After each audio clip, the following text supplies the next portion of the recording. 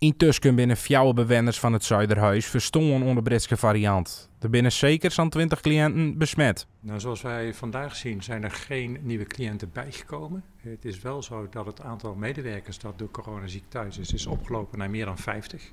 Dus dat is een forse toename. We hebben vanaf vandaag het beleid dat in overleg met de GGD alle cliënten die nog niet getest zijn of eerder negatief getest zijn, alsnog getest gaan worden. En vanaf morgen zullen alle medewerkers die de afgelopen 3 weken op deze locatie gewerkt hebben, ook getest gaan worden op het COVID. Van die hielden nieuwe regels voor bezoekers van alle locaties van de kwadrantgroep. Per cliënt mag er maar 1 per week deel komen en die moet een moelkapje voor haar. We zijn niet over 1 nacht ijs gegaan, want dit is een drastische ingreep.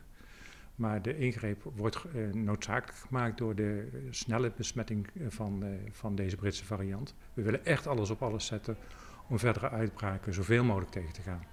Intussen hadden schoolkoepels in de gemeente vregen om geen baan naar de eetopvang te sturen als er contact had met mensen die in het Zuiderhuis werken. Maar de gemeente wordt zocht naar een oplossing voor deze baan.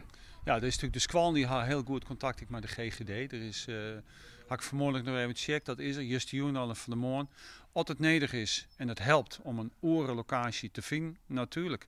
Dan staan wij als gemeente, ik schouder aan schouder, maar de orde, de band, de squallen en de GGD.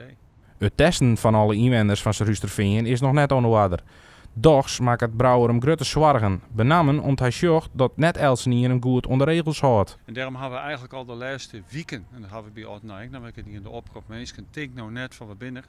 En het kind al wel wat losjes. En juster met zijn uitbraak in het Zuiderhuis, daar sjost ik, waarom we doch het voor onze pakers en beppers en onze heiten en memmen.